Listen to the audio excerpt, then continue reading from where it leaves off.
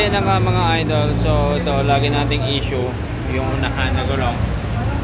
Ito, butas na naman.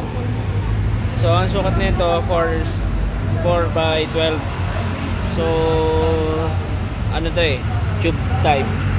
Subukan natin palitan ng ito, try natin to. Quick tires na ito yung kanyang model, yung Phoenix 120/70/12. Subukan natin siya ilagay dito sa e-bike natin. Let's go. Ganyan. So yan na nga guys. Pwede. Pagod ako. Pwede siya. So ito yung dating gulong, tube type. Ito na siya ngayon. So pwede 120/70/12. Pang ano ba ito sir? Pang NMAX? Hindi, pang 12 yan eh. Pang Mio na Gravis. Yan, pwede yan. Mio gear. Mio gear pala. Sakto yan doon. Quick tire yan. Quick tire yan. Baka naman.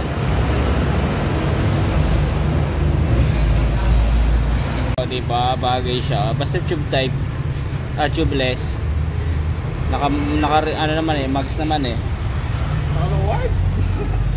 Yes. Bumaba to, no? Mas bumaba. Bumaba yan ngayon. Kasi ito mataas to eh. 4 yung sidewall na ito eh. Ito. 7mm naman siya, 70. So mga 3, ganun yata. Di ko sure.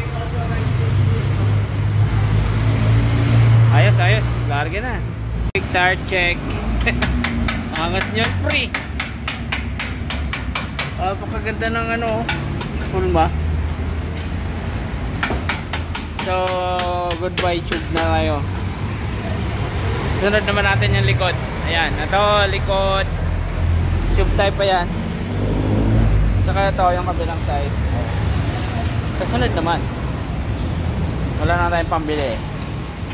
Ito muna, harap. So, testing lang naman at nag-work. So, gagawin din natin yun. Oo.